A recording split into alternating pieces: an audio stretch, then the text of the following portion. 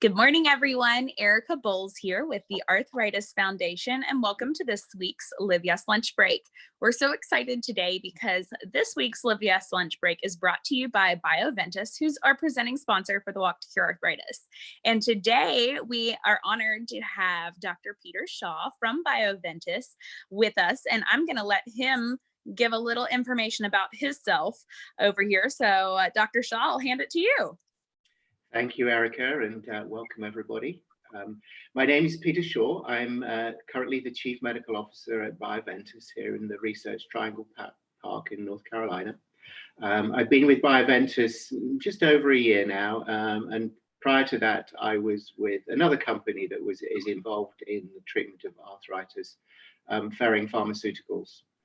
My training is I trained as a doctor in London in the UK and practiced in clinical practice for 25 years in the UK, across a number of specialties. Did orthopedic surgery to start with, a lot of general practice. I also looked after a professional rugby club for 13 years as team doctor, so did a lot of sports medicine as well as many, many other things in my career.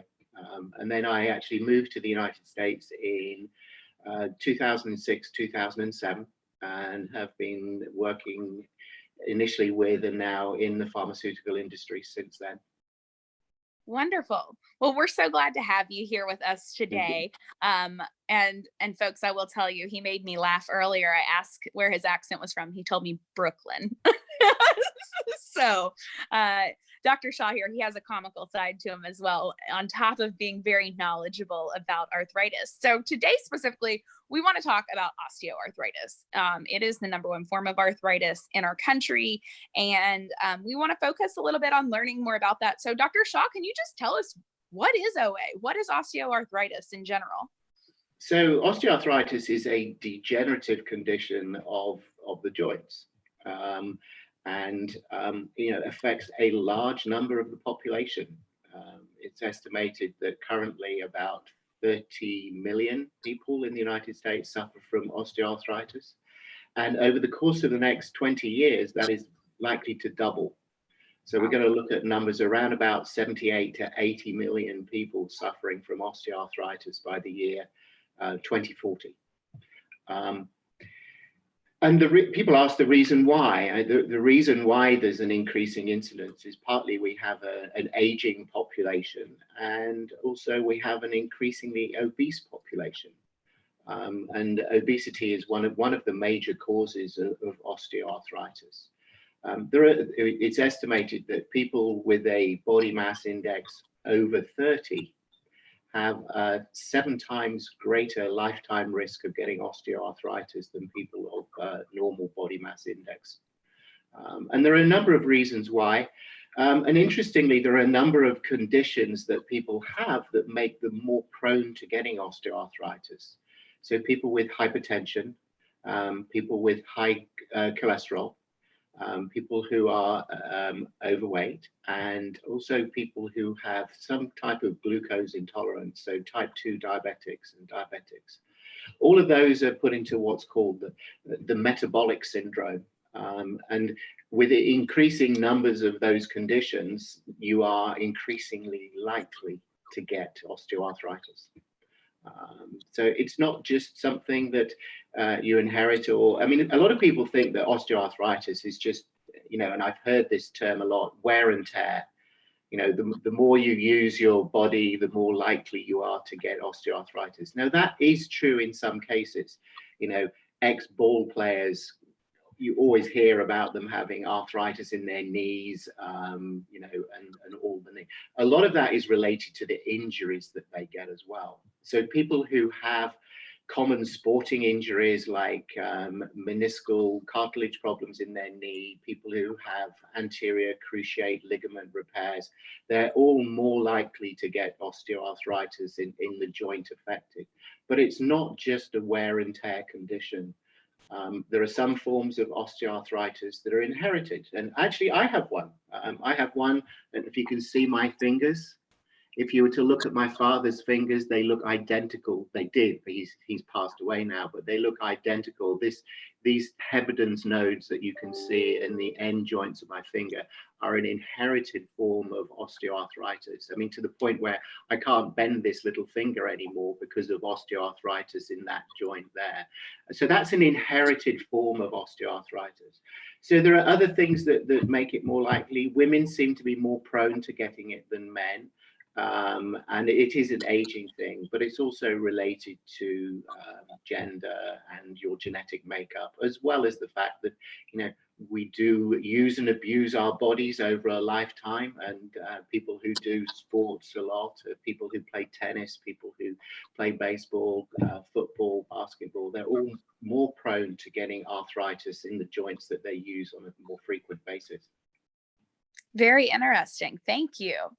So, so obviously, you know, as you mentioned, a lot of the aging population ends up with osteoarthritis. But when should people start talking to their doctor about arthritis, especially if they're having early signs, you know, at a younger age than they anticipate experiencing arthritis symptoms? That's a really good question. And here's the difference between rheumatoid arthritis and osteoarthritis. In rheumatoid arthritis, we have drugs that are called DMARDs, and people who suffer from rheumatoid will know about it. So those are, DMARD stands for disease-modifying anti-rheumatic drugs, so DMARD. So there are actually drugs available for rheumatoid arthritis that modify the progression of the disease and slow it down. We don't have a true D mode yet. So a D mode would be a disease modifying osteoarthritic drug. And we don't actually have anything particular, although there is some argument that maybe things like hyaluronic acid do slow the progression down of osteoarthritis. So the reason that most people will go and see a doctor is not because, hey doc, I've got osteoarthritis. They'll go along and say, hey doc, you know, I've got pain or stiffness in a joint. And then that may well then turn out to be osteoarthritis. So, and this is, you know, my own little soapbox here probably, but part of the problem with treating osteoarthritis is we're not treating osteoarthritis, we're treating the symptoms associated with osteoarthritis. So there are no specific treatments available currently which are for osteoarthritis. They are all for the symptoms of osteoarthritis. So what takes people to see their doctor is, I've got pain in my knee, or I'm so stiff when I get up in the mornings, it takes me a couple of hours to get going. Or, you know, when I do a lot of work, my hands freeze up and I can't move them for a little while afterwards. I have to massage them or do that. So it's the symptoms of osteoarthritis, which typically are pain, stiffness, loss of mobility, limitation in movement, inability to do everyday things. Maybe, you know, can't brush your hair because you've got osteoarthritis in your shoulder, or you can't tie your shoelaces up because you've got OA in your hip and you can't, you know, you lose that flexibility. So it's the symptoms that take people to see the doctor. And then most of the treatments that we have available, not all, but most of them, are really just geared towards controlling those symptoms. And typically it's pain. So, you know, once people get to the point where things they can buy over the counter don't help, they'll go and see a doctor who will maybe prescribe a different type of anti-inflammatory, or maybe even suggest that, you know, an injection into a particular joint might be appropriate.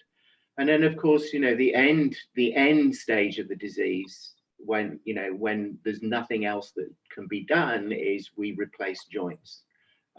And, you know, knee replacements and hip replacements are, you know, increasing in frequency, partly because people are getting them at a younger age, but partly, you know, we do have an aging population. And eventually, you know, we can't deny the fact that if you have osteoarthritis in your knee, then, you know, the lifetime risk of having a knee replacement is quite high. But there are ways of delaying that inevitability. Knee replacements are not as advanced as hip replacements are. They haven't been around as long as, you know, early in my medical career in the early 80s, you know, we were doing hip replacements, and hip replacements then were expected to last maybe 10, maybe 15 years. If you have a hip replacement now, it's probably going to last you a lifetime. If you have a knee replacement now, at least 50% of people getting a knee replacement now will need a second one doing at some point in their life. So if we can delay that first knee replacement to later on, then they may never need it. And partly because, you know, every year the developments that in medicine and in the knee replacements themselves means that they're lasting longer and longer and longer. But the knees are complicated. It's a lot more complicated than the hip joint. The hip is just a ball and socket. The knee has more bones associated with it, and there's more than one joint. And also, if you think about it, the knee, the knee takes a lot of strain in the body. Twisting, turning, going up and down stairs, you know, everything we do, every time we bend, you know, the knee takes a lot of extra force through it. So knee replacements themselves are more complicated than a hip replacement. It's not that hips aren't complicated, but knees are even more complicated. So just delaying that first knee replacement. And the ways to do that are really to start treatment really early in the condition. You know, ideally, if we could identify people before they even start to get symptoms, then maybe, you know, we could delay it even longer. But typically what takes people to see their doctor is, I've got pain in my knee, I've got pain in my hip, I've got pain in my ankle, I've got pain in my thumb, shoulder, wherever. So it's pain is the usual means by which people get to see the doctor, and then the doctor, you know, will examine an x-ray and do all the necessary investigative processes in order to come to a diagnosis and then decide on the best treatment available for the individual. There's a lot of things that we can do ourselves, you know, looking after your diet, making sure you exercise, making sure you control your weight. You know, if you are diabetic, maintaining your blood sugar levels at appropriate levels. If you have high blood pressure, then again, keeping that under control.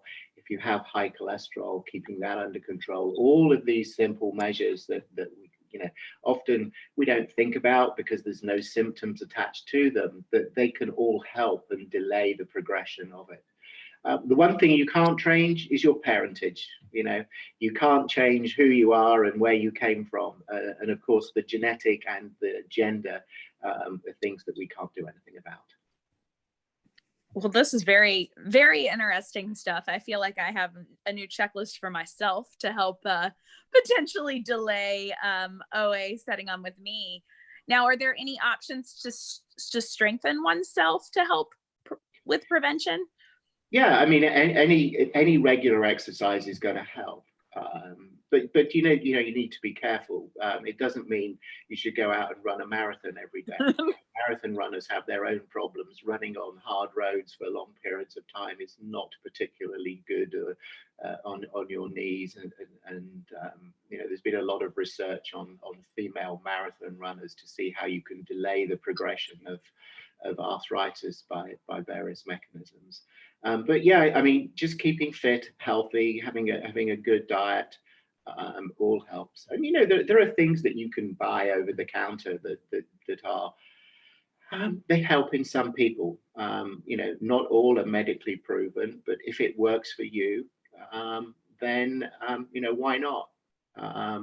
And there are things that you can do. There are things that, you know, your doctor can do to help you as well with regard to you know, treating the symptoms.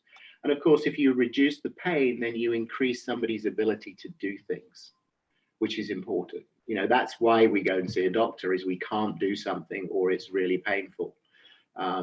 Interestingly, with osteoarthritis, one of the main reasons for people having a joint replacement is that the mechanisms that we use to control pain are no longer working. And then, well, what else can we do but replace the joint? We want to delay that as long as possible. You know, you know, we sort of talk, oh, I'm going to have a knee replacement. Well, you know, it involves going into hospital, which is not a great place to go at the moment.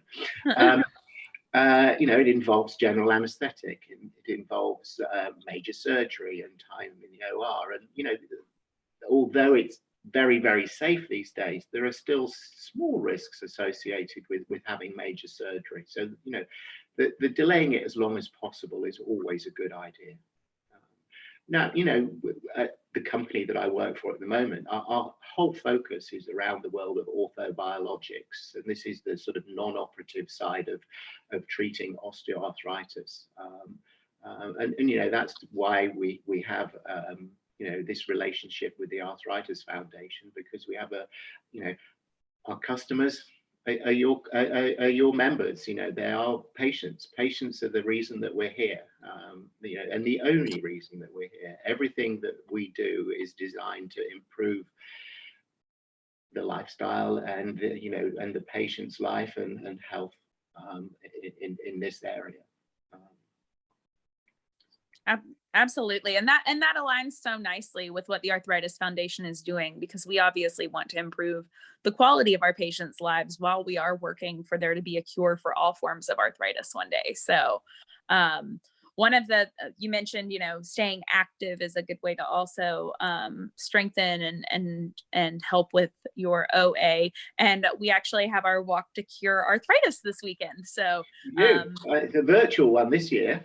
Yes, but we still have a physical component. We still want people to get out there and move their bodies on Saturday. So I plan to take my children for a very long walk along the beach. It sounds so miserable. It does really, doesn't it? Yeah. Yeah. So part of our component this weekend, we say give 54, tell 54, and move 54. So we definitely want people to get out there and move 5,400 steps, move for 54 minutes, do 54 repetitions of something. And I think that just really aligns with what you were saying about how people can keep moving their body to be able to help combat their OA. So I want to take a moment and see if we have any questions that have come up in the chat box at all. So. Hey, Erica, we actually do have one question from Ray Perry. He said, is there a general age someone should start being more concerned about knee pain? Gosh, that's a good question. It's going to be different for everybody, really. But they say that any age over the age of 20, then you are at risk of starting to get osteoarthritis. I think a lot depends on your lifestyle. If people have had a very a sporting lifestyle and they're getting up, having problems with pain, I think it's more than pain. A telling sign of arthritis, particularly in the knee, is that stiffness that you get first thing in the morning when you wake up, and getting out of bed, and you feel like you almost have to hobble or limp to the bathroom to go clean your teeth, and that stiffness that you get. So that early morning stiffness, particularly in knees and hips, for me would be an indication that it's gone a bit beyond just a bit of mild arthritis and maybe needs something more specific. So it's not so much age, it's more the symptoms that you get that should lead you to going to see your doctor. If there's something that you've been able to do all the time and suddenly you're finding it harder and harder to do something, as soon as that starts to happen, it's worth getting checked out. Because there may be a way of delaying the progression of it to the next stage where you're going to need more specific treatment. And just getting that early diagnosis and knowing what you've got and then making changes to your lifestyle, it's always a good thing in every walk of life, to do that. So when you're asking folks to go to their doctor, just to clarify, we're just talking about their general practitioner, correct? Yes, I would suggest that. The reason to go to an orthopedic surgeon is you need surgery, and the decision for that may well be 15 years hence. So I personally, I think the best port of call is to go and see your general practitioner. They're the people who manage your general health. An orthopedic surgeon isn't going to be interested in your blood glucose level. They're not going to be interested in your cholesterol levels. They're not going to be interested in your blood pressure. Well, they are, but that's not their main raison d'etre for being there. Whereas your general practitioner is the generalist who looks after you holistically, your whole health. And as I said earlier, osteoarthritis, it's very rare for people just to have osteoarthritis unless it is something due to the fact that they played linebacker for 20 years and their knees are completely knackered and they need help.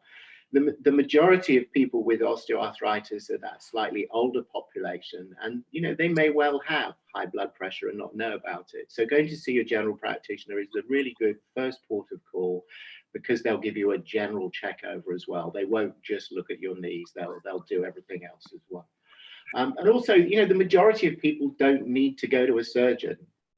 Most of the treatments that are available for osteoarthritis can easily be conducted or at least initiated in a primary care setting. Great, that's very helpful. Well, just checking with Will one more time if we have any other questions in the chat box. No further questions. All right. Well, we've about run out of time today, but I really appreciate you joining us today, Dr. Shaw. This has been very interesting for me, and I hope for our audience as well. I feel that I've learned a lot and have started to prepare myself to know when to talk to my doctor about what. I'm a runner, so for me, this is information that I feel like will at some point be very important to me personally. But as a final piece of information to everyone as well, want to remind you that our walk is this Saturday, and we'd love for everyone to participate. So if you haven't registered yet, head over to walktocurearthritis.org and get signed up to join us. You can also receive a free cooling towel from Bioventus as our virtual water stop sponsor. And I will make sure that we have the link to that in the comment section here so that everyone can get signed up for that. But as we sign off, any last words for our audience today, Dr. Shaw? Just that, if people do have questions and you want to come back and do this again and do a sort of phone-in Q&A, I'd be more than happy to do that. Just thank you for your time, and get out there and exercise, everybody, and make some money for the Arthritis Foundation. Wonderful. Well, thank you for your time. We know you're a busy man, but we sincerely appreciate your expertise today. All right, folks. Well, that's it for today. We will see you on Thursday for our coffee chat this week, and we can't wait to see you Saturday for the Walk to Cure Arthritis.